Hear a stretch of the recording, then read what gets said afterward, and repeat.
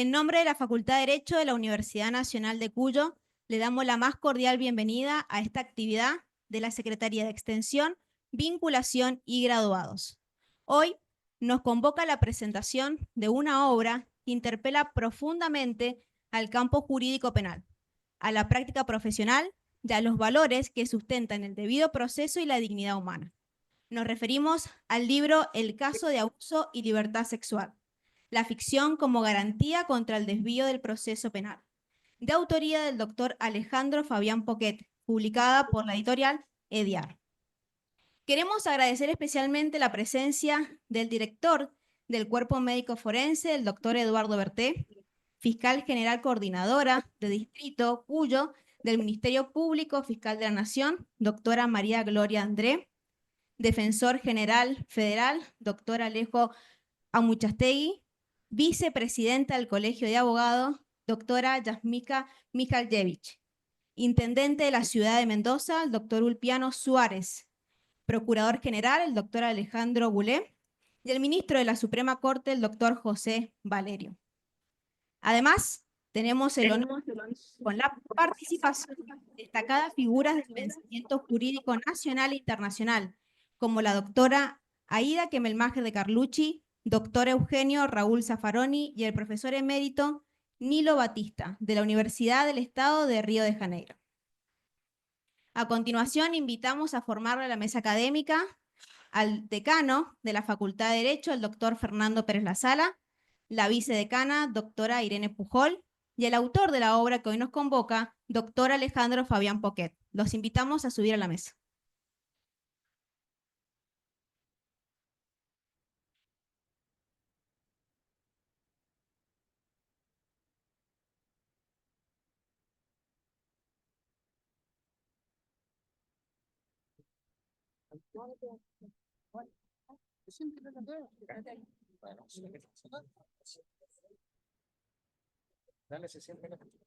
En el medio.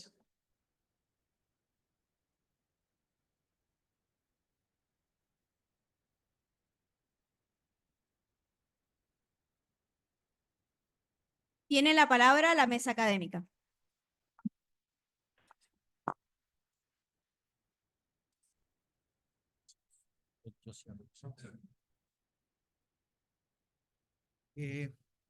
Impresiona realmente, no un aula llena Alejandro, sino dos. Acá al lado tenemos otro grupo de personas interesados en esta presentación. ¿Qué les puedo decir? Primero, un agradecimiento al doctor Zaffaroni, que de alguna manera está presente, a la doctora Kemelmacher, que también una profesora honoraria de esta casa de estudios, y por sobre todo un agradecimiento a Alejandro. Alejandro, porque eligió a la Facultad de Derecho para presentar esta obra. Creo,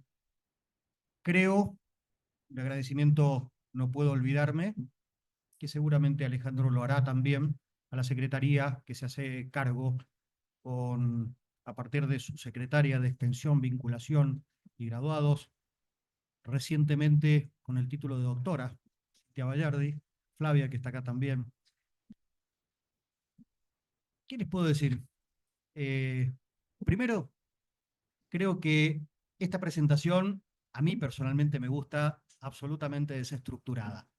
Y cuando digo desestructurada, pienso en Alejandro y no conozco la obra, no la he leído, pero sí me la contó. Me contó algunas cosas que estuvimos en algún momento, que estuvimos reunidos. Alejandro, 2 o 3 veces por semana venía a hablar de esto. No, Alejandro obsesivo, no, jamás se me ocurriría pensar eso. Yo digo, si Alejandro escribe de la misma manera como tiene la pasión, que lo he visto en el dictado de clases, si tiene la misma pasión como organiza las cosas, evidentemente la obra va a ser buena. Y digo como organiza las cosas porque no es la primera vez que Alejandro tiene que estar presente en algo. Recuerdo cuando defendió su tesis doctoral, y era lo mismo, era lo mismo. yo me imagino con todo el cariño los amigos de Alejandro, Ivana, que hoy no está, pero bueno, desde Italia, a sus hijos. Hay que aguantar un papá así, ¿eh? quienes no lo conocen, bueno, quienes lo conocen me entenderán de lo que digo. Y la Secretaría de Extensión también. Es una persona sumamente puntillosa. Y descarto que la obra es esto. Alejandro debe escribir de la misma manera como vive. Es lo que pienso. Precisión, precisión. Cada cuestión, cada término, cada cosa que está plasmada en ese papel, en esa obra, me la imagino razonada, pensada, analizada muchas veces. De ahí la valoración que yo le hago y por eso me comprometo, Alejandro, por más que no sea mi mundo el derecho penal, le voy a leer la obra, porque encima me dicen que está muy buena. Así que para los estudiantes, para los amigos, para los que están acá presentes, creo que es una gran oportunidad. Les agradezco a todos por acompañarnos en este momento. Ale, todo tuyo. Muchas gracias, Fernando. Gracias por las palabras. Lamento decirte que en mi casa piensan totalmente opuesto a vos, pero bueno, no vamos a... en primer lugar, bueno, agradezco a todas las personas que están acá, que fueron mencionadas por la doctora Toledo. Y para no prolongarlo mucho más, en primer lugar quiero sí agradecer a tantas alumnas y alumnos que estoy viendo acá, en esta sala y en la otra, ¿no? Realmente es gratificante para un profesor ver tantos alumnos, y más en un encuentro colectivo como este, más allá del espacio reducido de las cátedras que cursamos. Entonces, este encuentro posibilita, este tipo de encuentro, que circule el saber académico. Y si circula el conocimiento, si va respirando el conocimiento, ¿qué es lo interesante? Que el griterío, los gritos, van quedando en evidencia. Y con ese conocimiento es posible empezar a construir acuerdos, aunque sean básicos, pero hay una posibilidad. Por eso estoy contento y agradecido de que estén acá. Agradezco ministros, funcionarios, magistrados federales, provinciales que están acá. Y, como dijo Fernando, agradezco a la Secretaría de Extensión, la doctora Cintia Bayardi, la doctora Flavia Toledo, porque hicieron posible este encuentro presencial y virtual de una manera que no es para nada fácil, es mucho tiempo y mucha profesionalidad. Así que muchas gracias. Pero me voy a tomar 5 minutos para agradecer a 3 personas. A Aida Kemelmacher, a Raúl Zaffaroni y a Nilo Batista, porque quiero detenerme un poquito en ellos. Agradezco a Aida, que hizo lo imposible por estar con nosotros en medio de una agenda realmente abigarrada, llena de compromisos, principalmente con la casi simultánea presentación en Buenos Aires de los 10 años, un volumen, un libro que se sacó por los 10 años de vigencia del nuevo Código Civil y Comercial con juristas italianos. Por este motivo no tuvimos más remedio que hacer una grabación. Cuando conversé con ella sobre este libro, celebró inmediatamente la metodología, el hecho de que se tratara de un caso, porque en el análisis de los casos se ponen a prueba los principios, a tal punto que recordó ella que nuestro Código Civil y Comercial, en su artículo 1, comienza diciendo los casos que en este código rigen, casos. un código en el que Aída tuvo una participación central con la introducción de nuevos paradigmas y la ampliación de derechos para distintos colectivos: infancia, adolescencia, mujeres, discapacidad, familias, no familias, familias. Por otra parte, quiero recordar en este momento que Aída fue mi profesora de una materia puente en mis estudios universitarios y que gracias a esta presentación nos hemos encontrado en estimulantes diálogos que coincidieron en la perspectiva o el paradigma de la complejidad de los fenómenos, tal como lo es la violencia. De ahí su abordaje de manera diferente, tema que tratamos en este libro. A Raúl Zaffaroni, que lo tengo acá presente en línea, aprovecho para agradecerle públicamente su presencia, también en medio de infinitas ocupaciones de toda índole, en el país y en el extranjero. Desafiaste la ley física, Raúl, te hiciste un lugar donde no lo había para estar acá, como lo has hecho siempre. Voy a hacer una confesión que ya no es privada, porque tiempo atrás la publiqué en un libro, pero ahora lo voy a decir de una manera diferente. Conocí a Raúl siendo alumno universitario. Sus modos y su pensamiento, es decir, forma y contenido, estética y ética, fueron los que me animaron a terminar mi carrera, cuando yo quería recibirme de abogado solo para cumplir el mandato, porque tenía la idea fija de abrir una verdulería. Sí, eran tiempos de naturismo, ubiquémonos. En la primera conferencia que le escuché a Raúl como alumno, habló de la necesidad de la unidad del conocimiento. Una imagen que se apoderó de mí y no me soltó más.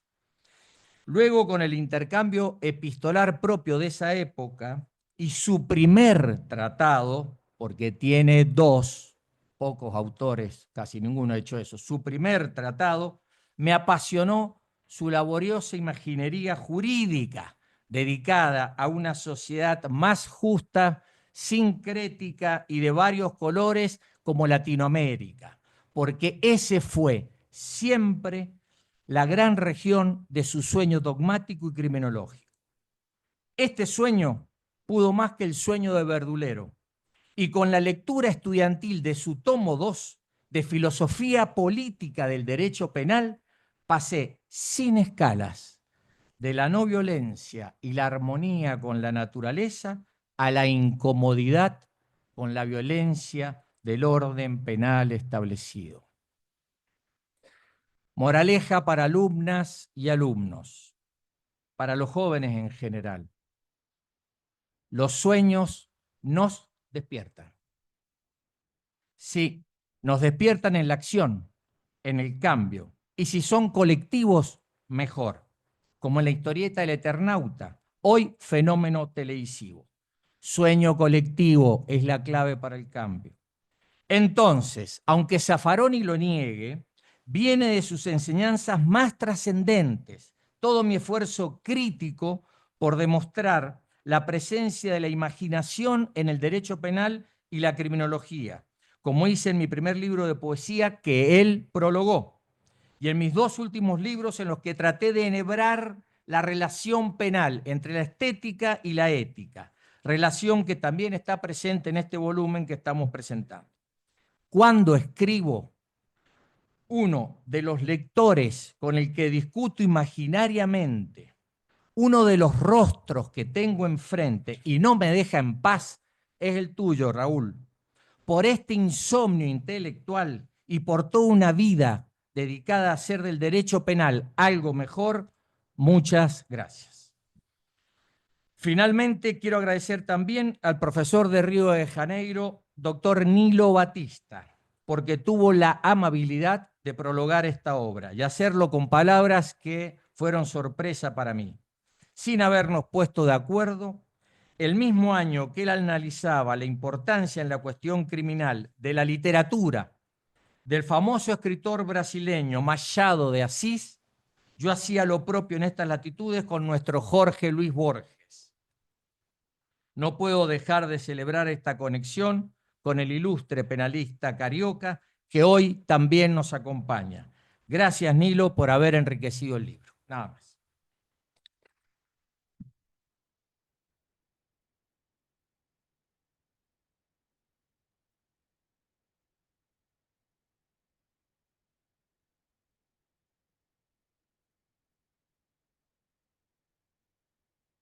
Muchas gracias. Invitamos a las autoridades a abandonar la mesa académica.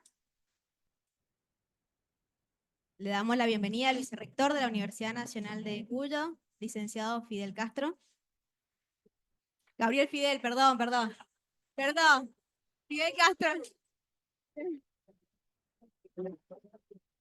Fidel Castro, no, perdón.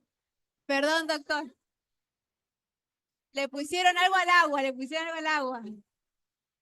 No. Perdón, doctor.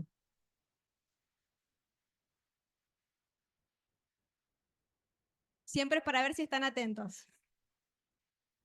Bueno, comenzamos con la exposición de la doctora Aida Kemmelmacher de Carlucci, jurista de reconocida trayectoria, cuya labor ha sido central en la defensa de los derechos de las víctimas. Su mirada sobre la relación entre justicia y representación resulta clave para comprender el valor simbólico y normativo de esta obra. La escuchamos. Muy buenas tardes. He sido convocada a esta reunión para en algunos minutos intercambiar opiniones sobre el tema que aborda el nuevo libro de Alejandro Poquet titulado El caso de abuso y libertad sexual, la ficción como garantía contra el desvío del proceso penal, publicado este año en la Ciudad Autónoma de Buenos Aires. Por supuesto, este intercambio no significa comentar las 244 páginas, sino señalar algunas cuestiones a las que yo doy más importancia. Claro está, con algún acierto o error de mi parte. Este libro fue publicado por Ediar, una empresa editora de libros jurídicos. Conforme con lo que el autor expresa en el capítulo introductorio, el prologuista Nilo Batista dice que este libro es una novela. No sé si coincido con esta calificación. Según el diccionario de la Real Academia, una novela es una obra literaria en prosa en la que se narra una acción fingida, en todo o en parte, y cuyo fin es causar placer estético a los lectores con la descripción o pintura de sucesos o lances interesantes, de caracteres, de pasiones y de costumbres. Pero la verdad, entrar en este campo significaría ingresar en la discusión sobre qué es hoy una novela como género literario. Y el concepto, como sucede con la mayoría de los productos culturales, ha cambiado a través del tiempo. Yo los convoco a leer la interesante página de Wikipedia sobre la historia de la novela. Allí se cuenta, entre otras interesantísimas historias, que en el 1719, William Taylor, el editor del famoso libro, que a nosotros nos parece, por supuesto, una novela, el famoso Robinson Crusoe, escribió el editor en la cubierta que en realidad ese libro no se trataba de una novela, ni de un romance, sino de una historia. En fin, aunque leo muchas novelas, yo no soy experta en la determinación de los géneros y por lo tanto pasemos a otra cosa. Coincido, en cambio, plenamente con el prologuista cuando dice que el libro ha sido escrito por alguien que es un penalista, un criminólogo, un literato y un experimentado abogado. A esos 4 calificativos yo agrego una persona culta, calificación que se manifiesta especialmente en la introducción, o sea, al comienzo, y en la conclusión, o sea, al final del libro. En la introducción, Poquet muestra que él no solo cita a Borges, se dice que Borges es el autor más citado y menos leído. Por el contrario, Poquet conoce a Borges en profundidad. La prueba es su libro Borges y la criminología, que se publicó en Chile en el año 2018. Ese conocimiento se continúa en la introducción de este nuevo libro cuando afirma: no hay realidad sin imaginación, como lo muestra la exótica clasificación china. ¿De qué se trata esta exótica clasificación china?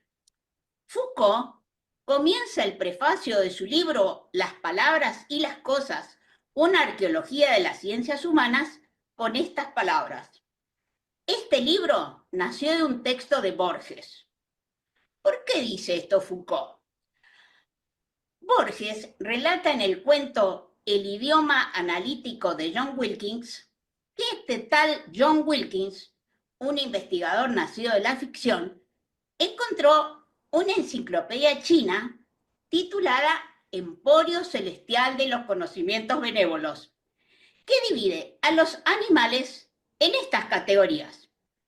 A, pertenecientes al emperador. Y nosotros, con nuestra mentalidad, estaríamos pensando que la categoría B es perteneciente a otras personas que no son el emperador. Pero no. Esa clasificación de Borges que toma Foucault, después de decir pertenecientes al emperador, la segunda categoría son embalsamados, la tercera maestrados, la cuarta lechones, sigue con las sirenas, fabulosos perros sueltos, incluidos en esta clasificación, que se agitan como locos, dibujados con un pincel finísimo, etcétera, etcétera. Este texto de Borges, dice Foucault, me ha hecho reír durante mucho tiempo, no sin cierto malestar cierto y difícil de vencer. Quizás porque entre sus surcos nació la sospecha de que hay un desorden peor que el de lo incongruente. Esta clasificación, que a nosotros nos parece tan absurda, es tan válida como cualquier otra, ya que el cerebro humano vive atrapado tras las arbitrarias rejas del lenguaje. En todo caso, para imponer el significado a las palabras y a las cosas e imponer categorías, de lo que se trata finalmente es de tener en claro quién es el que manda.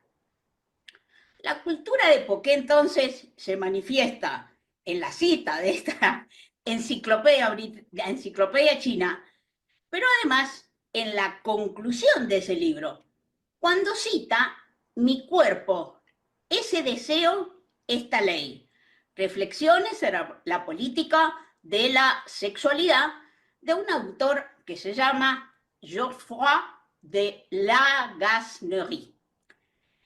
Esta obra es una obra muy polémica, esta que cita Poquet en la conclusión, que dialoga con varios otros libros, como es el caso también de Poquet. No solo dialoga con otros libros, sino con los casos judiciales que la desencadenaron. Inscriptos estos casos en los debates parisinos sobre la sexualidad de los últimos años. Un comentario de página 12 recuerda que para entender mejor el gesto polémico que sostiene Geoffroy, hay que destacar que el nombre de la conferencia, acuérdense, mi cuerpo, ese deseo, esta ley, esa conferencia que así se llamaba, luego transformada en libro, es el eco de un clásico texto de ¿quién?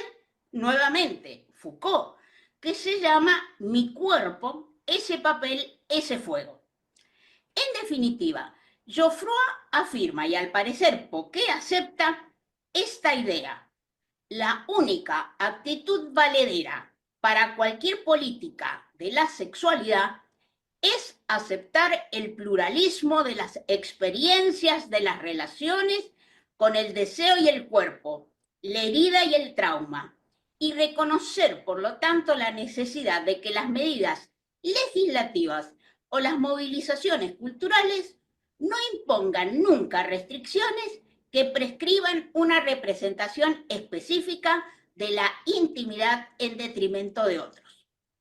Pues bien, entre la introducción que acabo de comentar y la conclusión, el libro de Poquet tiene 10 capítulos, que son el caso, la denuncia, el motivo, los hechos, el consentimiento, este muy difícil tema en el que Poquet recurre al pensamiento de la filósofa Judith Butler. Siguen los capítulos, los peritajes, la prueba de descargo, las otras 7 denuncias y la condena.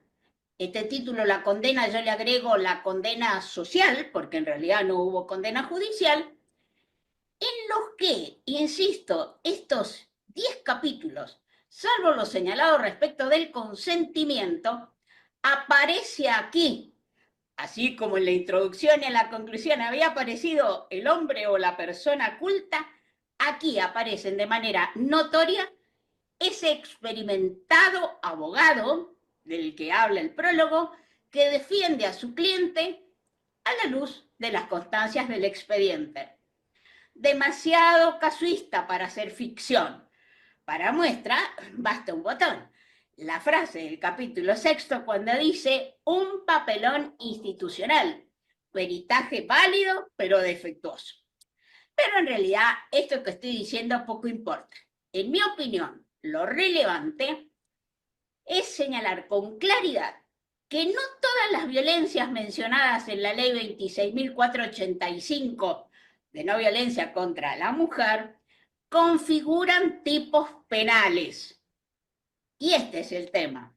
No todo tiene que ir al derecho penal. Hay supuestos de violencia que no tienen por qué tipificar delitos penales. En efecto, el reconocimiento de que la violencia contra la mujer es un problema social no implica per se que la respuesta estatal debe encontrarse siempre en el derecho penal.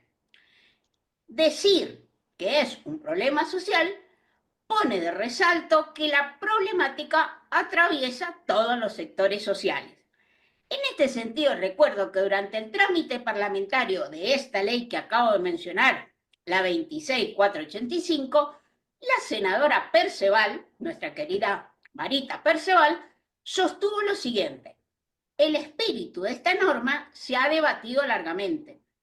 En un momento buscamos el camino de penalizar todo lo que significaba discriminación y desigualdad contra la mujer, pero esta no es una norma penalizadora.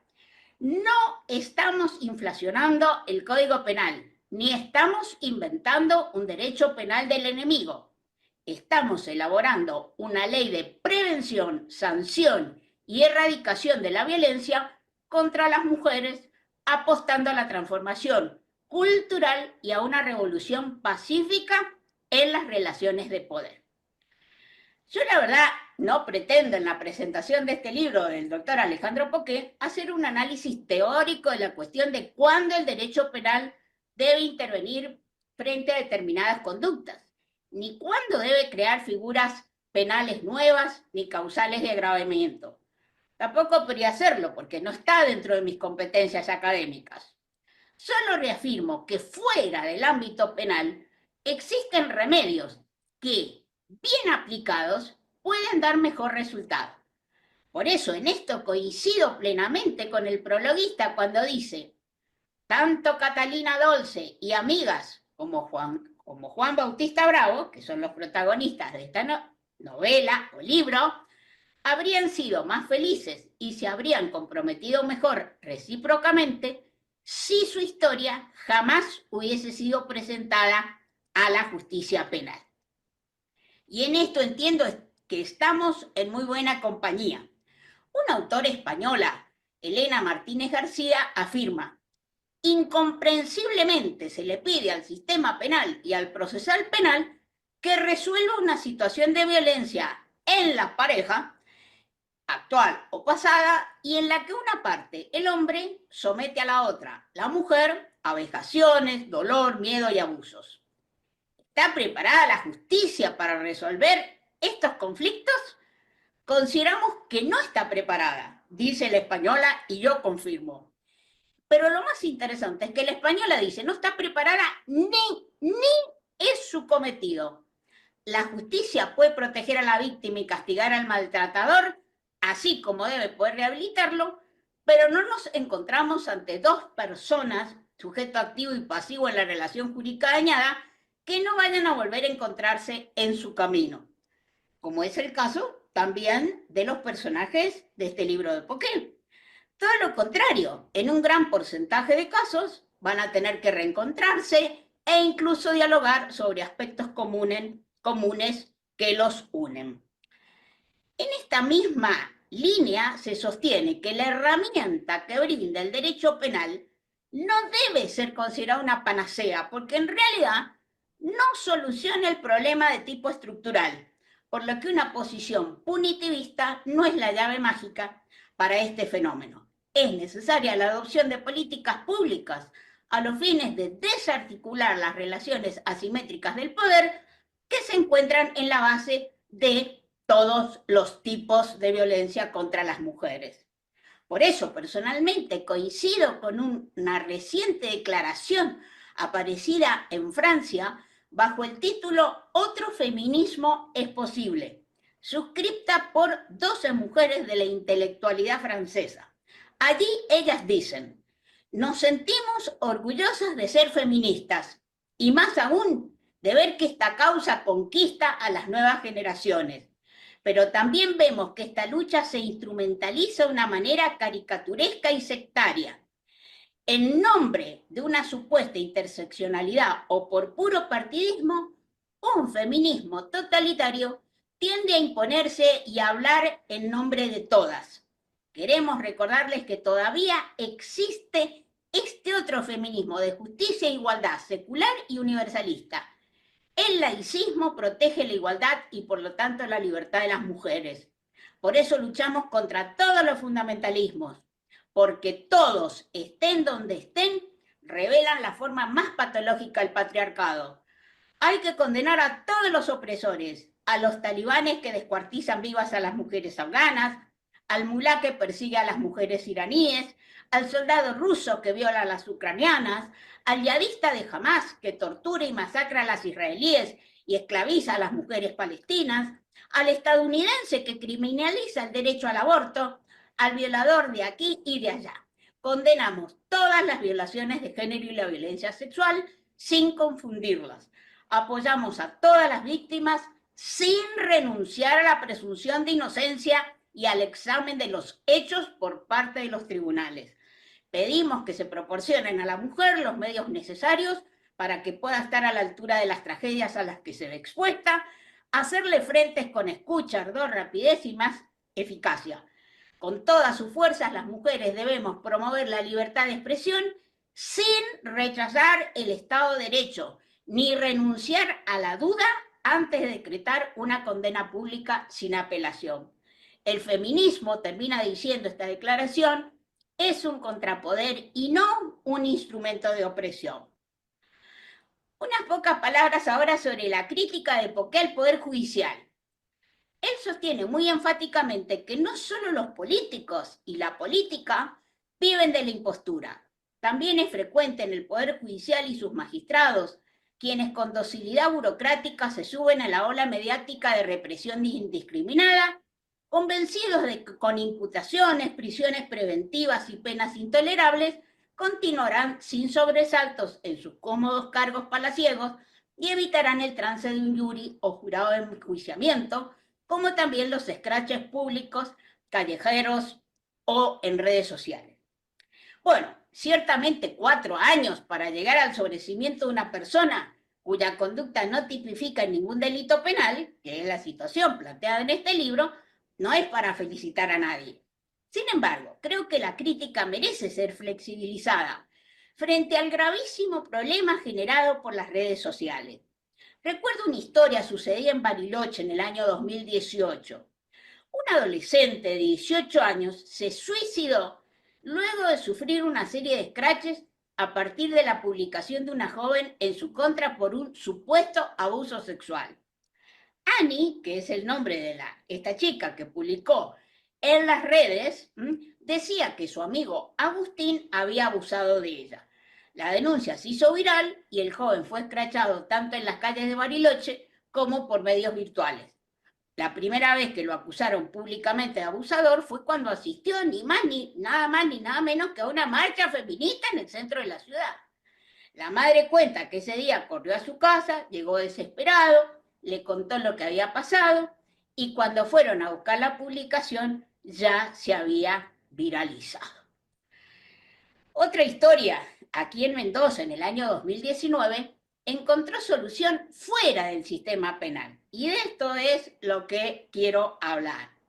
Una adolescente señaló a través de las redes sociales cómo abusadores sexuales de sus compañeras, señalaba que eran abusadores sexuales los compañeros del colegio secundario a los que todos ellos concurrían. Y allí decía, abro hilo, con esa expresión que no sé si se sigue usando, abro hilo con machos abusadores de Mendoza. Y tenía un listado en el que se refería a todas estas personas, todos estos compañeros del colegio secundario. Los adolescentes agraviados interpusieron una demanda y antes de la contestación de la demanda, la adolescente eliminó el hilo. Sin embargo, los jueces, en mi opinión, con mucha razón, le impusieron las costas del proceso. ¿Con qué cuenta que, pese a la absolución penal, el protagonista de este libro, que era una persona mayor de edad, igual que la víctima, a diferencia del caso de Mendoza que les acabo de mencionar, recibió una condena social? Porque, insisto, no fue condenado por la justicia. Esa condena social era que, por ejemplo, no había podido participar ni siquiera en clases de otro tipo de actividades. Pero señalo que este problema no es de la justicia, es un problema de la comunicación anónima, generada por un medio que por un lado nos conecta con todo lo que pasa en el mundo y esto es muy positivo, pero por el otro genera estos riesgos sin autor individualizado. En realidad, como decía Dickens en su novela, esta sí novela, pero que se llama Historia de dos ciudades, dice Dickens, era el mejor de los tiempos, era el peor de los tiempos. La edad de la sabiduría y también de la locura. La época de las creencias y de la incredulidad. La era de la luz y de las tinieblas. La primavera de la esperanza y el invierno de la desesperación. Todo lo poseíamos, pero no teníamos nada. Caminábamos en derechura al cielo y nos extraviábamos por el camino opuesto. En una palabra, aquella época era tan parecida a la actual que nuestras más notables autoridades insisten en que tanto en lo que se refiere al bien como al mal, solo es aceptable la comparación en grado superlativo. En fin, como dijo Joseph Brodsky en un discurso de graduación para la promoción de otoño del año 1988 a los estudiantes de la Universidad de Michigan, de todas las partes de nuestro cuerpo, cada uno debería tener mucho cuidado con el dedo índice, porque siempre está ansioso por echarle la culpa a alguien. Por eso, decía él, por muy desesperada que sea la situación, hay que procurar no echarle la culpa a nada ni a nadie, ni a la historia, ni al Estado, ni a los superiores, ni a tu raza, ni a tus padres, ni tampoco a la fase de la luna, ni a la forma en que te han enseñado a usar el orinal. Desde el momento en que empiezas a culpar a alguien, ya estás poniendo en peligro tu determinación para cambiar las cosas. E incluso se podría llegar a pensar que ese dedo acusador se mueve en tantas direcciones y de forma tan frenética porque nunca ha sentido el impulso de ponerse a combatir realmente la injusticia. Recordando ese discurso, un periodista español dice: ahí tenemos ahora el dedo acusador, moviéndose frenético por todas partes, acusando y acusando sin parar por cualquier cosa que resulte incómoda o inapropiada. Los vientres de alquiler, los profesores que enseñan la temática LGTB, las derechas o las izquierdas, las pornografías o los turistas, el heteropatriarcado o el fin de la cultura occidental. Miremos donde miremos, solo hay dedos acusadores, dedos histéricos, furiosos y vociferantes, dedos permanentemente escandalizados, dedos que reclaman castigo, dedos en el fondo que disfrutan gritando, pero que jamás harán nada real para evitar las injusticias de verdad. Bueno, bienvenida pues esta nueva obra del autor, el querido doctor Poquet, a este mundo de los dedos acusadores, de lo mejor y de lo peor. Muchas gracias, doctora.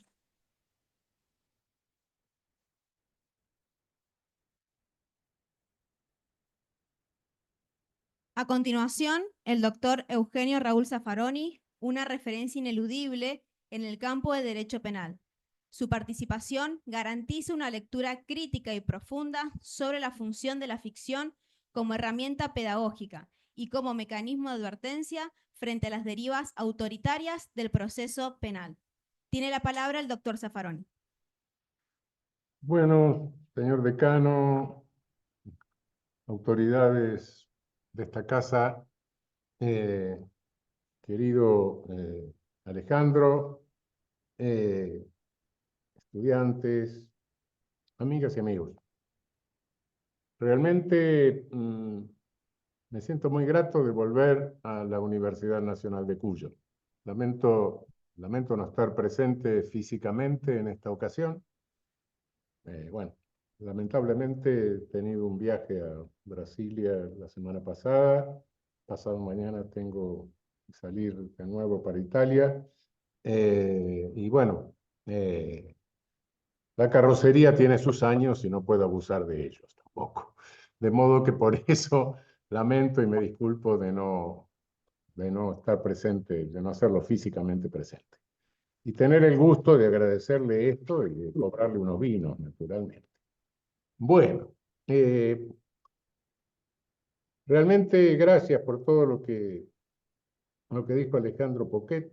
Sí, nos conocemos hace unos cuantos años. No sé si he tenido tanta influencia en esto. Siempre me impresionó su voracidad cultural, digamos, ¿no? Desde que lo conocí. Voracidad cultural que veo que no ha cesado, naturalmente. Y ahora nos ofrece este libro que, bueno, con la doctora Gemmelmayer de Carducci, dudaría mucho de que se trate verdaderamente de una novela. No dudo de la capacidad imaginativa de Alejandro, no, de la capacidad creativa, pero me parece, sí, demasiado casuista. Él dice, bueno, son retazos de realidad, pero me parece demasiada realidad. De modo que pongo un poco en duda la naturaleza de la obra. ¿Qué nos presenta la obra en sí, en general, independientemente de todo el conocimiento del autor, de toda la pasión que pone en la defensa? Pasión que indiscutiblemente se nota que también la ha puesto en defensas de procesos reales, ¿no? De casos. Y habla del caso. Y el caso es un supuesto, un falso supuesto del artículo 119, que desde la denuncia misma admite que no se dan los medios requeridos para la configuración típica del delito. Y sin embargo, pasan 4 largos años, queda como resultado un estigma social. Cuidado, que se trata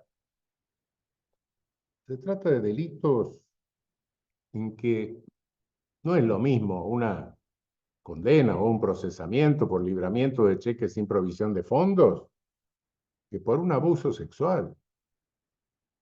Son delitos altamente estigmatizantes. Son conductas altamente reprobables. Desde siempre tuve claro que el poder punitivo era enemigo de la mujer. Sin lugar a dudas, si nos remontamos a la historia del poder punitivo, sí, claro, nosotros nos enorgullecemos de ser hijos de la Ilustración, del liberalismo, de Beccaria, de Feuerbach. Sí, sí. Pero cuidado que somos nietos de la Inquisición. Y el poder punitivo cumple la función, que lo recuerda Alejandro por ahí, cumple la función de verticalizar la sociedad, de hacer de la sociedad una especie de ejército, con jerarquías. Y esa configuración jerárquica de la sociedad, cuidado, no la puede perder de vista el feminismo.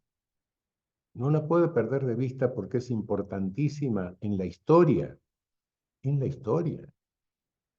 Debido a esa configuración de ejército de la sociedad, es que Iberia, que se había configurado de esa manera en la guerra colonialista contra el Al-Andalus, quedó con esa configuración y pudo pasar a ejercer el genocidio que inmediatamente cometió sobre nuestra América. Y ahí empieza el mundo. El mundo. El mundo no como el planeta, claro, tiempos geológicos. No, el mundo como mundo de relaciones humanas mundiales, o posibles relaciones humanas mundiales. Se conocieron, se pudieron conocer más o menos todos los que caminaban sobre el planeta. Y a partir de ese momento se configura lo que alguien llamó el sistema mundo. Y se configura con un crimen terrible. Crimen que casi acaba con nuestras poblaciones originarias. Que esclavizó a 20.000 africanos. Sí, cierto. Y esto lo posibilitó esa verticalización.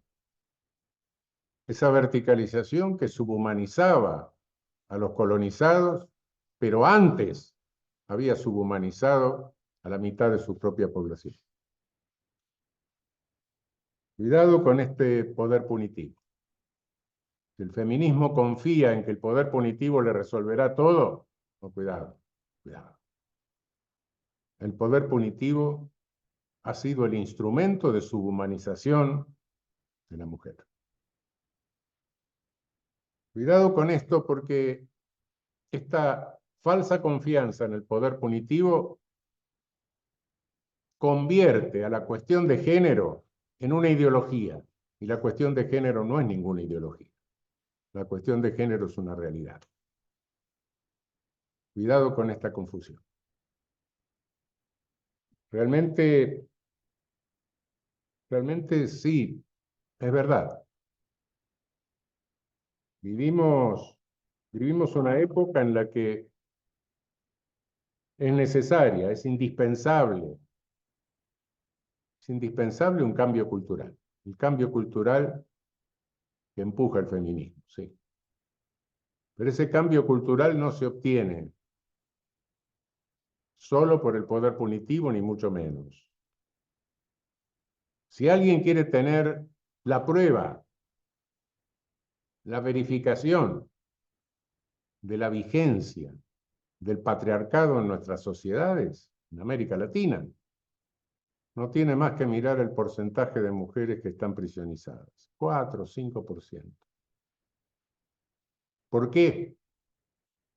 Porque no necesita la estructura controlar a la mujer a través del poder punitivo. Es el patriarcado, que sigue culturalmente vigente. Ese es el problema. Cuando me hablan de la función simbólica del derecho penal, no. El derecho penal no sirve solo para mandar mensajes. Para eso está el correo, no sé. No. El derecho penal sirve para encerrar gente, para penar gente. Cuidado. Sirve para ejercer un poder que también es violento, que también es agresivo. Esa es la paradoja del sistema penal y del poder punitivo. Realmente, este relato y esta crítica de Alejandro me deja, primero, la descripción creo que es demasiado realista. No se trata solo de la indiferencia de jueces, fiscales. No, hay algo más. Hay algo más. Pero a medida que lo voy leyendo y veo que hay peritos que se convierten en jueces, voy viendo otra cosa insólita. Veo que los funcionarios y los peritos se meten en la cama de las parejas. Claro. Se meten en conflictos de pareja donde hay personalidades, ¿sí? Bueno, sí. Y hasta con cierto interés un tanto morboso. Se convierten en voyeurs. Cuidado que el derecho penal no está para eso, ni el poder judicial está para eso. Está para sancionar las violencias, y sí que hay violencias, y hay que sancionarlas y hay que penarlas. Sí, no me cabe la menor duda. Pero cuidado no violar el principio de legalidad en nombre de peregrinas teorías. En toda relación de pareja hay conflictividad. Puede que haya cierto componente de agresividad a veces. Todos hemos tenido pasado dificultades o discusiones de esta naturaleza. No, las conocemos. Pero una cosa es eso y otra cosa son los medios del 119. Cuidado con esto. Cuidado porque nos estamos metiendo en un campo de privacidad incluso.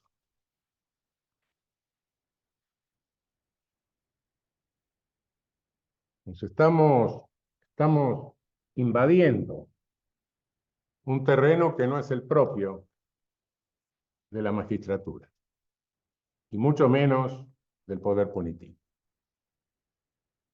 Decía la doctora Kimmelmayer de Carducci hace un momento que hay otras soluciones. Sí, claro que las hay, por supuesto. La solución de conflicto no siempre es el poder punitivo, que muchas veces no solo no lo resuelve, sino que lo complica o lo reproduce. Sin lugar a dudas, cuando recordaba las palabras de Marita Perceval, claro, tengamos mucho cuidado con que en leyes o incluso tratados en el de Belén do Pará, que se usan expresiones que está bien para leyes y para tratados que tienen otros objetivos, pero esos términos no se pueden trasladar automáticamente al derecho penal. Ampliamos la tipicidad a cosas difusas. Cuidado, no lo podemos hacer. Claro que soy consciente de que estamos viviendo un momento mundial de alta violencia. Sí. Es cierto que esa violencia también la sufren los jueces, los magistrados, el riesgo de linchamiento mediático. Sí, correcto, pero el riesgo de linchamiento mediático no puede de ninguna manera justificar 4 años de proceso para terminar en un sobreseimiento. o en dos sobreseimientos, uno por duda y otro directamente que dice, acá no pasó nada. Y que deja un estigma, insisto, no se trata de una condena, de una acusación, de un proceso por libramiento de cheques sin fondo. Se trata de algo mucho más grave, de algo más estigmatizante. Sé que últimamente nos llegan teorías importadas conforme a las cuales hay que flexibilizar garantías. Llegan desde el derecho penal económico, pero no solo de eso. Flexibilizar garantías significa habilitar más ejercicio de poder punitivo. Sí. Ejercicio de poder punitivo que muchas veces es absolutamente contradictorio. En el ámbito del derecho penal económico, como todo ejercicio de poder punitivo es selectivo, ampliar el ejercicio de poder punitivo implica favorecer el proceso de concentración de riqueza. Más vulnerables son las pymes, la pequeña y mediana empresa, que la empresa transnacional. Entonces nadie sueñe con que va a hacer desaparecer o sancionar a la empresa transnacional que triangula con Hong Kong a través de la flexibilización. No. Va a aniquilar a las pequeñas y medianas empresas. Y cuidado que estas estafas del discurso del poder punitivo, de la flexibilización, se trasladan a cualquier otro ámbito. Estafas que se basan en criterios, a veces en neutralización, procedimientos de neutralización de valores, a veces en mentiras, pero estamos viviendo un mundo de violencia. Un mundo de violencia en que el poder punitivo siempre fue represivo y violento, pero no lo confesaba. Ahora lo confiesa abiertamente. El discurso político agresivo, violento, es cotidiano.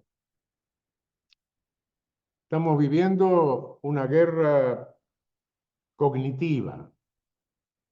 Se confiesa que se está usando la más refinada tecnología y se sigue refinando tecnología para convertirnos, para crearnos falsas realidades, para inventar enemigos.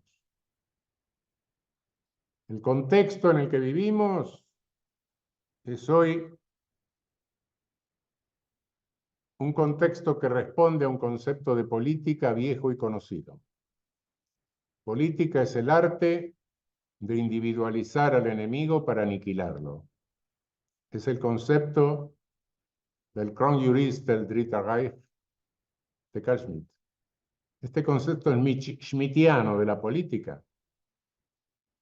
Tácito es el que domina. Inventemos al enemigo, inventemos una falsa realidad. Mucho cuidado con esto.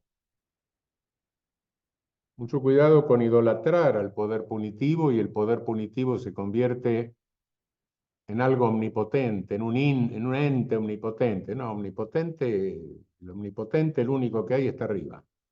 En este mundo no hay nada omnipotente. Y la paradoja del poder punitivo es la que nos posibilita casos como el que nos relata Alejandro. En toda sociedad hay agresiones y violencia. No solo agresividad, la agresividad es un componente, bueno, más o menos incluso necesario hasta para la supervivencia, pero una cosa es la agresividad, otra cosa es la agresión y otra cosa es la agresión en grado de violencia. Realmente lo que estamos sufriendo son agresiones violentas.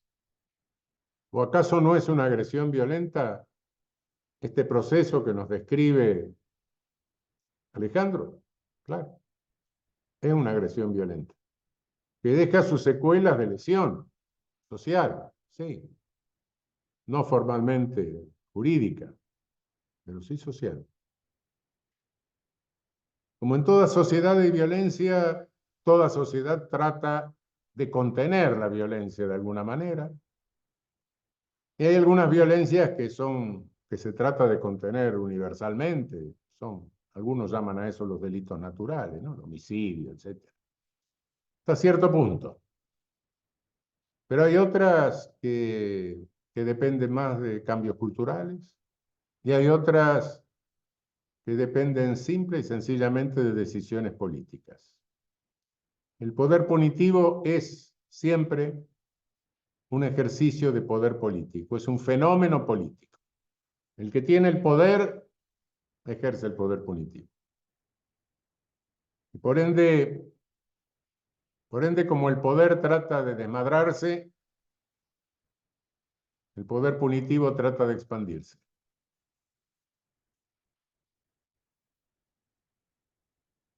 Por eso, la función nuestra, la función del penalista, la función del teórico, la función del operador, es una función de contención racional del ejercicio del poder punitivo. Porque el poder punitivo es violento también. Y es violento porque es selectivo, necesariamente selectivo. Vamos a cualquier cárcel y vamos a ver quiénes están presos, claro. Bueno. Entonces, cuidado con reforzar esa selectividad. Esa selectividad no solo está en los tipos penales, no es solo criminalización primaria. También es criminalización secundaria, que es la que nos selecciona a los vulnerables. Y entonces cuando vemos el resultado total de todo eso, nos damos cuenta de que el poder punitivo criminaliza, pero también garantiza impunidad.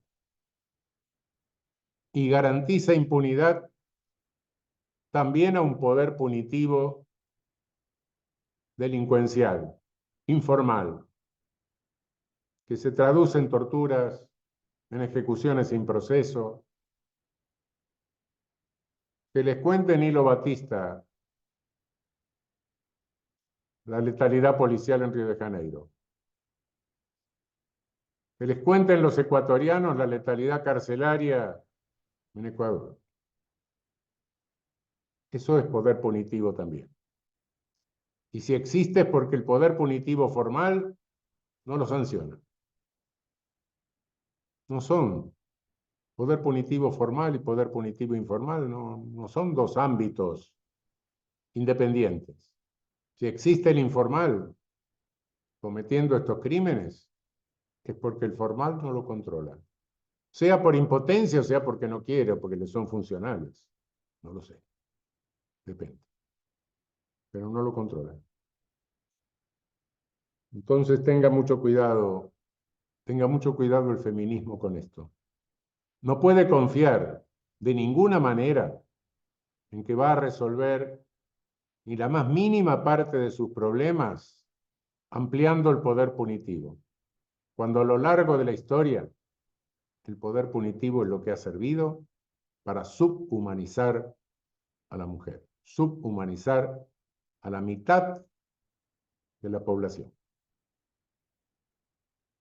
Ese error en tiempos de guerra cognitiva es mucho más grave que en otros momentos. ¿Qué quiero decir con guerra cognitiva? Quiero significar que se confiesa desde los servicios de inteligencia, desde las potencias del norte, se confiesa que se usa una técnica refinada para inventar realidad y para crear enemigos. Es decir, para reafirmar la concepción schmittiana. Cuidado que esta tecnología, sí, me dirán, bueno, Goebbels también usaba lo mismo, sí, pero no tenía esta tecnología. No disponía de esta tecnología. Hoy esta tecnología está siendo disponible. Se nos crean realidades, se nos inventan realidades. Y nosotros si en algún momento con nuestro derecho penal hemos servido para algo,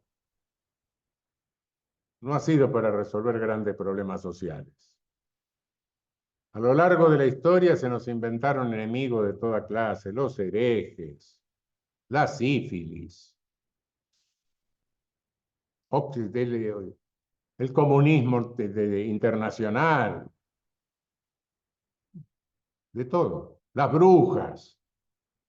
Sí, me pregunto si alguna vez con el poder punitivo se resolvió alguno de estos problemas reales o falsos.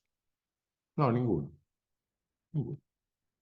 O se disolvieron o siguen siendo problemas sociales. Pero sí se usaba ese poder punitivo como pretexto para ejercer poder. Poder arbitrario. Es un hecho político el poder punitivo. Y necesitamos contenerlo racionalmente. Porque si no lo contenemos, lo único que sabemos realmente de él es que si no lo contenemos, acaba en hecatombe y acaba en genocidio. Yo confío muchísimo en uno de los pensamientos y de las ideas y de las campañas más revolucionarias, que es el feminismo. Y tengo mucho miedo de esta técnica de neutralización de su potencial revolucionario y transformador. Convertirlo en un secuaz de ese falso ídolo que es el poder punitivo. Esa es la forma de neutralizar su poder transformador. Tengamos mucho cuidado con esto. Mucho cuidado con flexibilizar garantías. Flexibilizar. Realmente, si no contenemos el poder punitivo, y a las pruebas me remito, siglo pasado, son las propias agencias del poder punitivo las que se convierten en genocidas. ¿Qué fue la Geheime Staatspolizei? ¿Qué fue la KGB? Agencias del poder punitivo. Sí. Sin control racional, sin control jurídico, y el resultado ha sido la hecatombe, la catástrofe y el genocidio. Estamos en un siglo difícil. Esto que nos relata Poquet es un capítulo dentro de un panorama mucho más amplio. Un siglo en el que se decide de alguna manera si vamos a seguir sobre la superficie de este planeta o no.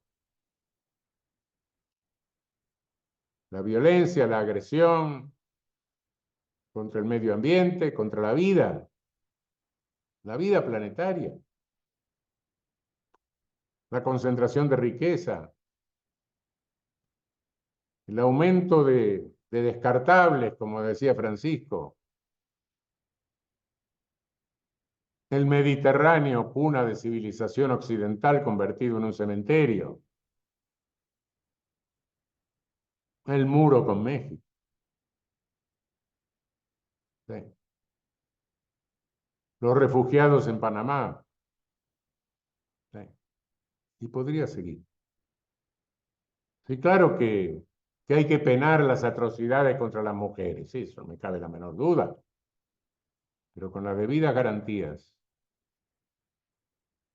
Y al mismo tiempo tener en cuenta que bajar esas garantías es aumentar el poder punitivo que ha sido siempre el instrumento de subhumanización de la mujer. Cuidado con esto. Estamos frente a un siglo donde hay una serie de pretendidas concepciones de antropología filosófica que salen de las ciencias, algunas que dicen que la violencia es propia del ser humano, una concepción casi biologista, somos bichos violentos, y hasta hace algunas décadas esto se aceptaba, porque explicaba las guerras y todas las atrocidades. Aceptarlo ahora, donde se lo trata de rechazar, cuidado. Cuidado que se está admitiendo que nos queda poco tiempo en el planeta.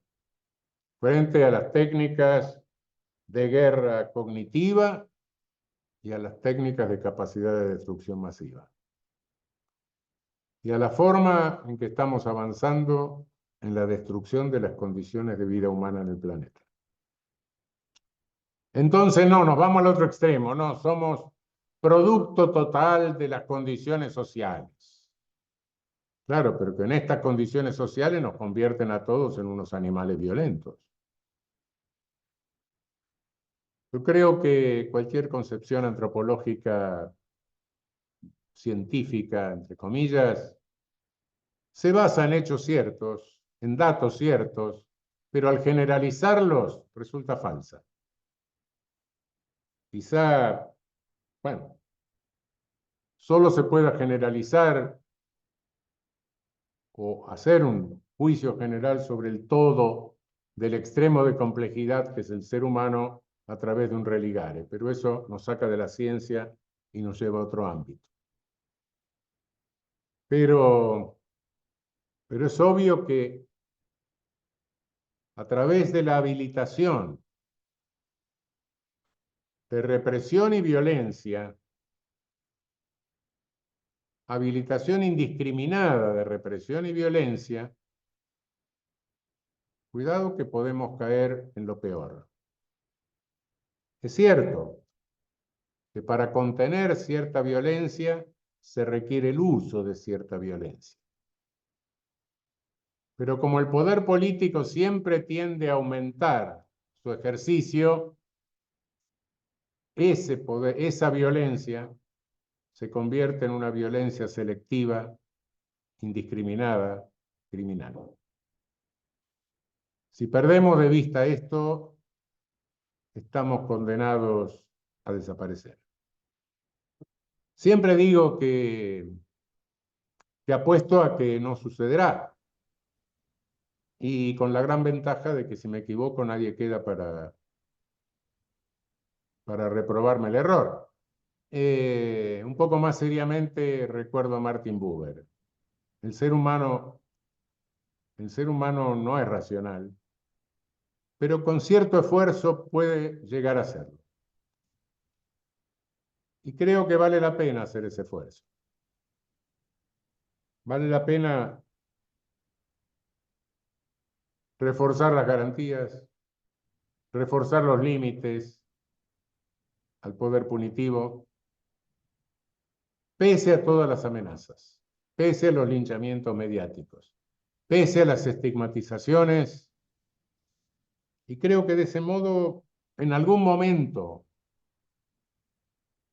tremendo poder de la guerra cognitiva lo podemos neutralizar. No descarto que sea a costa de que algunas catástrofes nos lleven a experimentar de nuevo y a volver a la realidad. Es posible. Pero creo que firmemente que el ser humano puede llegar a ser racional y una contención racional del ejercicio del poder punitivo puede evitarnos alguna hecatombe. Nuestra función de juristas es esta. No inventar que estamos tutelando bienes jurídicos, que estamos salvando a la humanidad, que estamos resolviendo todos los conflictos. No. Muy poco es lo que resolvemos, porque el modelo punitivo no resuelve conflictos. el modelo punitivo decide verticalmente. Por eso, el libro de Alejandro es una alerta de un capítulo, de un momento. Cuidado de cómo nobles objetivos, a través de discursos perversos, se pueden convertir en legitimaciones de más violencia y de peor violencia. Bueno, muchísimas gracias. Muchas gracias, doctor.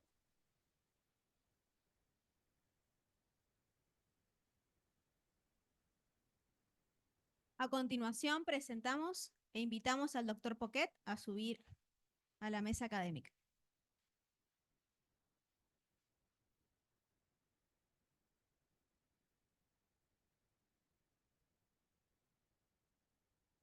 El doctor Alejandro Fabián Poquet es doctor en Derecho por esta facultad. Se desempeña como profesor titular de Criminología e Inteligencia Criminal en la Universidad Nacional de Cuyo y de Derecho Penal en la Universidad de Congreso. Es autor de numerosos libros sobre Derecho Penal y Criminología. Su trayectoria conjuga docencia, gestión pública y producción académica con un compromiso con la justicia social y el Estado de Derecho. Doctor, tiene la palabra. Gracias, Flavia. Bueno, gracias, Raúl. Gracias por las palabras, gracias, Aida, también. Creo que más allá de algunas diferencias de matices, vamos en la misma dirección y les juro que no nos hemos puesto de acuerdo previamente.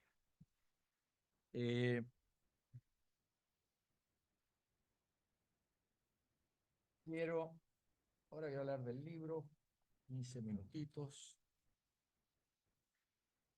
Este es el libro, no sé si se puede ver, apreciar. Lo muestro porque en la tapa, tengo 15 minutos, en la tapa se condensa el contenido. Un título, un subtítulo y un óleo de El Bosco, un pintor de los Países Bajos del Renacimiento. Ya lo vamos a explicar. Empecemos por el título. Es el caso de abuso y libertad sexual. Así como los jugadores muestran sus habilidades en el campo de juego, las teorías, esto es importante, los discursos y los principios se ponen a prueba en el campo judicial en un caso concreto. Este es un caso en el que se enfrentan dos relatos o dos historias en el norte argentino, en la región del Chaco. Los protagonistas son dos jóvenes, Catalina Dolce y Juan Bautista Bravo. Cada uno con una historia diferente acerca de la relación de novios que mantuvieron por años. Al tiempo de haberse separado, Catalina le reclamó a la justicia penal que reaccionara con severidad frente a una historia de abusos en la pareja. Juan Bautista, por el contrario, declaró en el proceso una historia de amor y de plena libertad sexual. El enfrentamiento de dos historias no representa ninguna novedad. En casi todos los casos judiciales hay posiciones enfrentadas. La diferencia aquí es que el libro se dedica a analizar el modo de abordar ese enfrentamiento por el Poder Judicial, de jueces y fiscales, y también por las profesiones que rodean a ese poder: abogacía, psicología y psiquiatría. Y acá vamos entrando en el subtítulo: la ficción como garantía contra el desvío del proceso penal. Es un caso ficcional, pero cuidado, porque la ficción está hecha de partes de la realidad. Dioses y animales mitológicos tienen rasgos antropomórficos, se parecen a nosotros. La ficción no solo sirve para entender mejor la realidad, sino que la realidad misma está hecha en parte de ficción. Pondré dos ejemplos célebres. Uno que lo puso Aida. La exótica y fantástica de fantasía, clasificación china de animales de Jorge Luis Borges, hecha de lechones y sirenas, animales embalsamados y fabulosos, entre otras rarezas, algunas las mencionó ahí.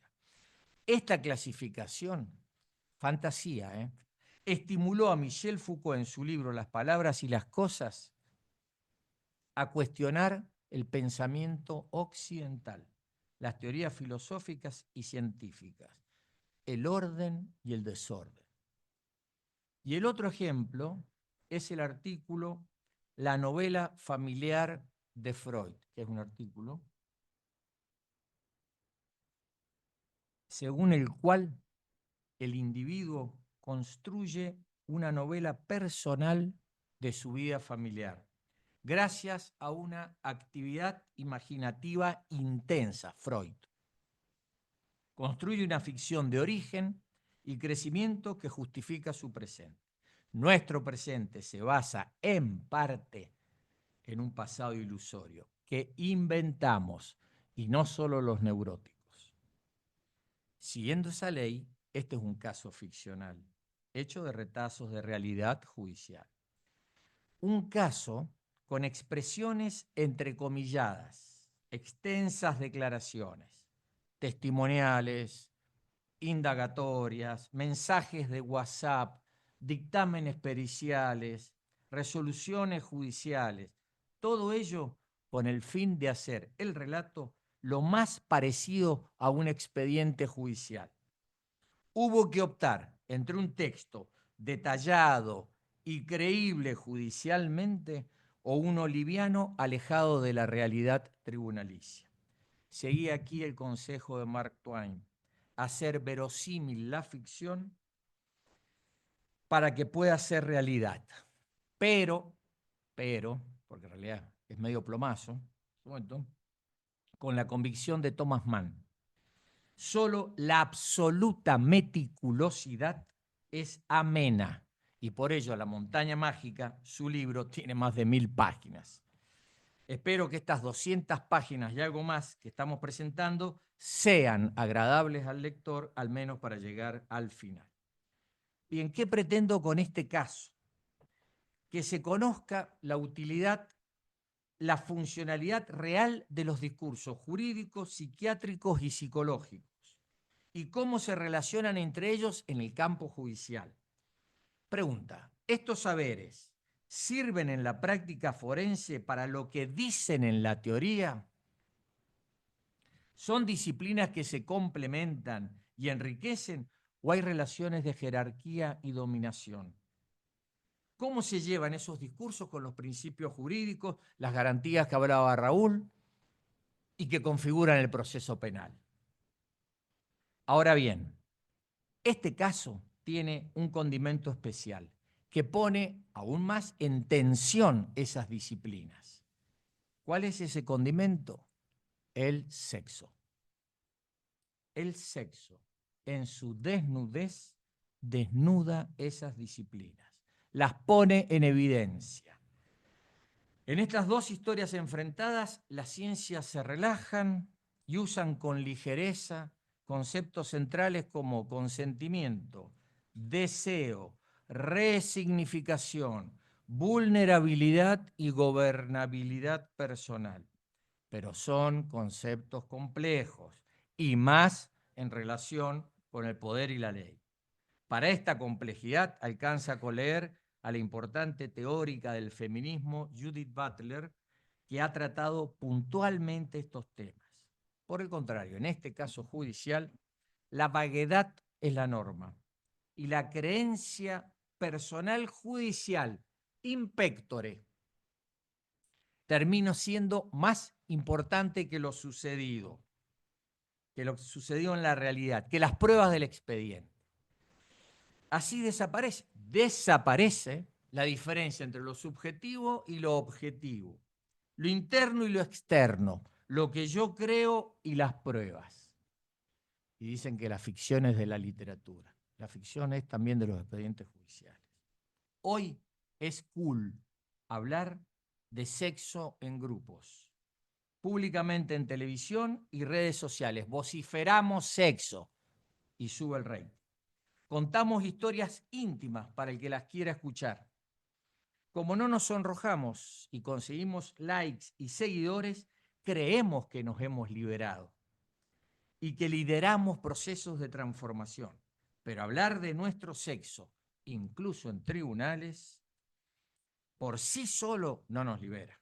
Por el contrario, como sujetos nos sujeta aún más y nos perjudica.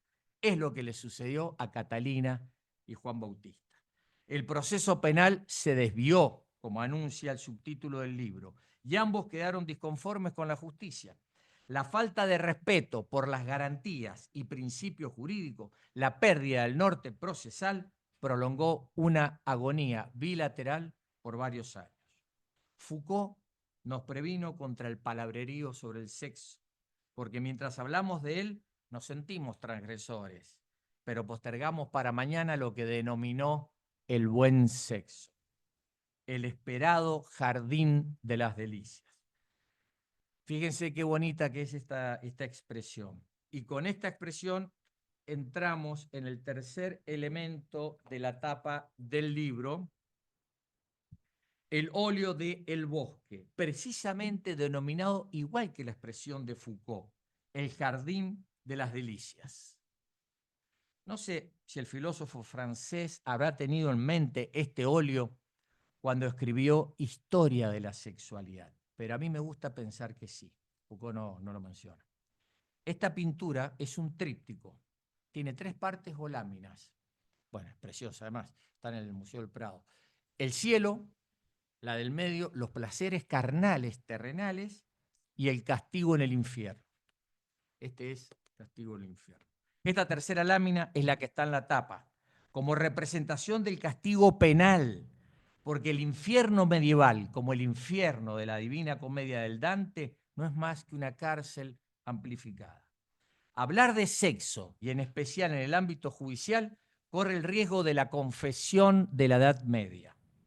Nos abrimos con lujos de detalles ante terceros y no solo quedamos expuestos a un castigo formal o informal, sino que entregamos material privado dócilmente para la regulación y administración estatal de la actividad sexual. El resultado no puede ser otro más que una política conservadora de la sexualidad.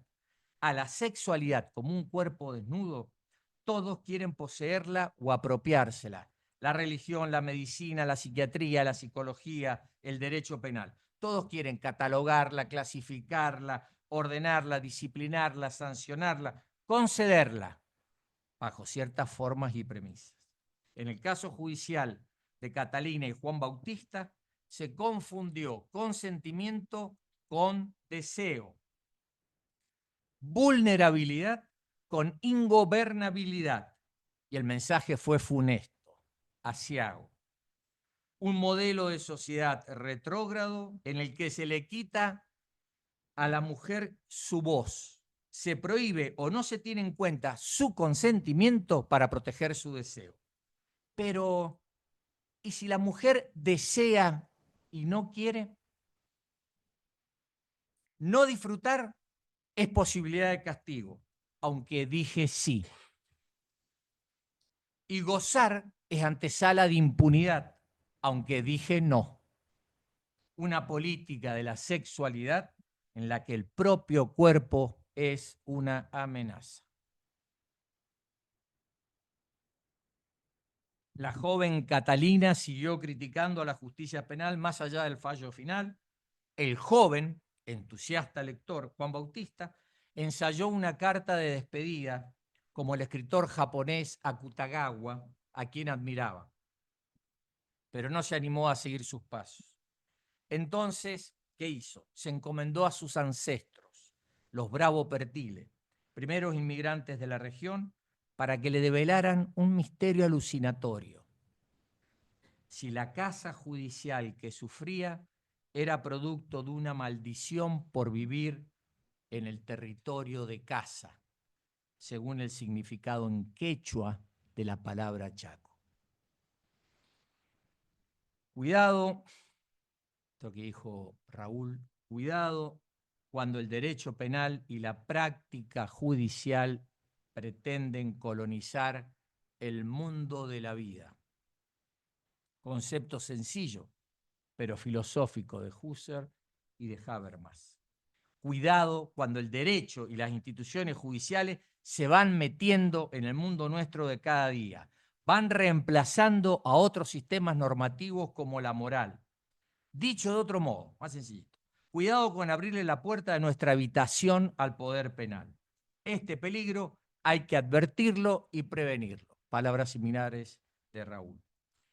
Me despido con pretensiones de modernidad y con la ayuda de la paradoja que tanto sirve para reflexionar.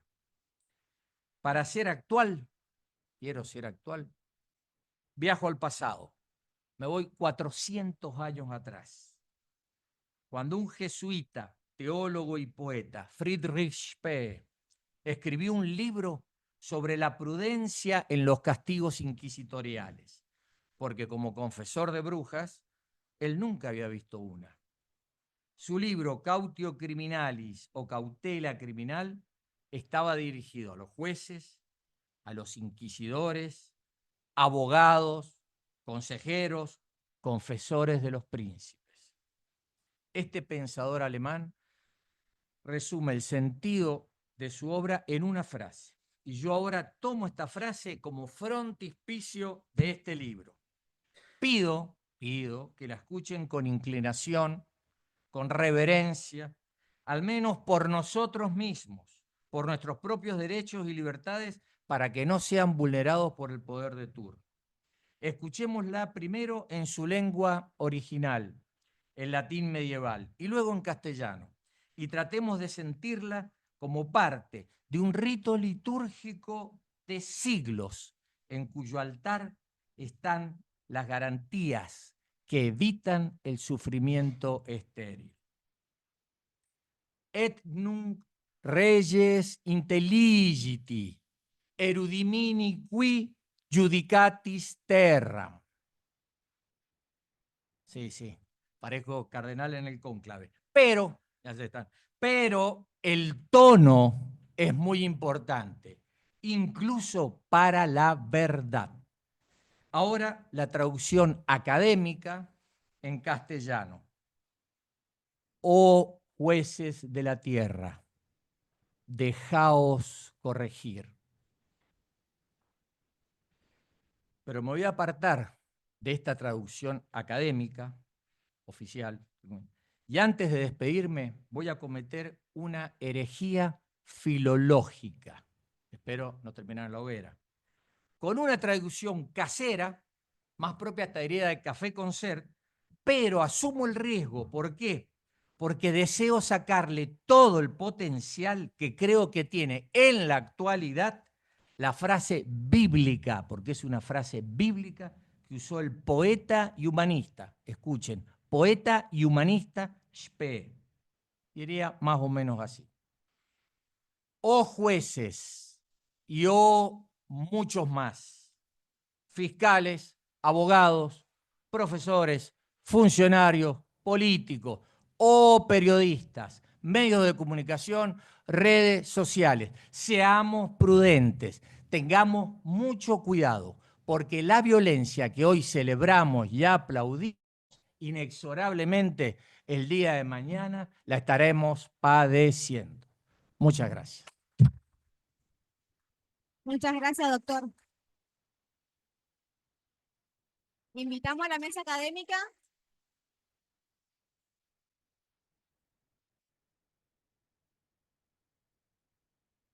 Yo voy a hablar mucho menos que 15 minutos, así que quédense tranquilos.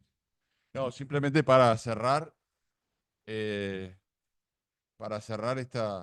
hermosa presentación, a mí siempre, ustedes saben que ser autoridad generalista, o sea, vicerrector, hace que uno tenga que ir un día a una jornada de biología, otra de derecho, otro día de matemática, otro día de ciencias políticas. Entonces siempre es mejor hablar al final, porque cuando hablas al principio generalmente no hablas bien. Entonces, la verdad que quiero decir rápidamente dos cosas que tengo para comentar. La primera, el reconocimiento de la persona. Estamos frente a la presentación de un libro de un profesor de nuestra universidad, es un doctor en Derecho, que ha tenido una riquísima y tiene una riquísima carrera donde ha combinado, digo, su compromiso con la docencia, con la investigación, con lo público, habiendo ocupado cargos públicos, y también con lo privado, con su estudio, donde lo primero que dice cuando presenta su estudio jurídico es que es un estudio jurídico que trabaja en equipo, con lo cual esta idea de pensamiento colectivo es algo que claramente Alejandro lo lleva en cada una de las cosas que hace. Entonces, lo primero es que como autoridad de esta universidad, poder acompañar este momento de la presentación de un libro de un profesor importante de nuestra universidad con una carrera riquísima y en ese sentido también acompañar al decano de esta facultad en este acto que creo que es importante para nosotros.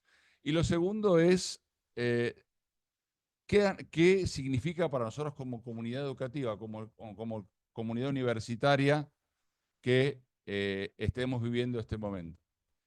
Una universidad es mejor universidad cuando tiene diversidad. Diversidad en la ciencia, o sea, distintas disciplinas, y también diversidad de puntos de vista. Y la verdad que para nosotros tener un docente, investigador, que publica un libro, donde además relaciona a su disciplina con otras disciplinas. A mí nos tocó Fernando hace un tiempo, trabajar con este doctor en Derecho con una obra de teatro, donde discutimos o revisitamos los juicios de las juntas, donde revisitamos los derechos humanos desde el teatro, donde además él utiliza la literatura para también hacerla jugar con el derecho, la filosofía, la psicología. Permanentemente está buscando otras disciplinas para poder revisitar o polemizar con su propia disciplina, que es el derecho. Con lo cual, yo creo que es bienvenida esta obra y es bienvenida para nosotros como universidad. Nosotros, en la medida que tenemos docentes, profesores, miembros de nuestra comunidad universitaria, que nos aportan su punto de vista, que nos obligan a pensar y que desde su lugar nos obligan a repensar nuestras disciplinas, es lo que nos ayuda a ser una mejor universidad. Las grandes universidades del mundo son estas, las que tienen mucha diversidad, las que tienen docentes, investigadores, estudiantes, egresados que siguen vinculados a la universidad, que permanentemente nos ayudan a empujar más al conocimiento científico y a empujar más, como decía, a ser una mejor universidad. Así que te quería agradecer en mi calidad, digo, como amigo, pero también como vicerrector. Por acá yo no estoy como muchos por afecto, pero también como autoridad, por ayudarnos a partir de esto a ser una mejor universidad. Bueno, muchas gracias y felicitaciones.